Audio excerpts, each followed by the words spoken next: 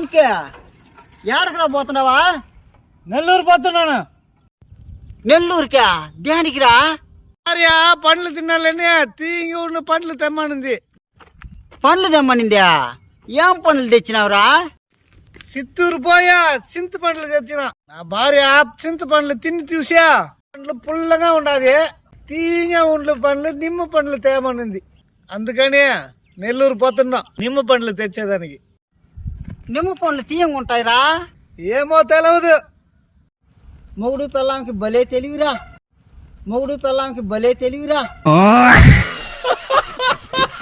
మా తంగపుర ఛానల్ని సబ్స్క్రైబ్ చేసుకోండి ఫ్రెండ్స్.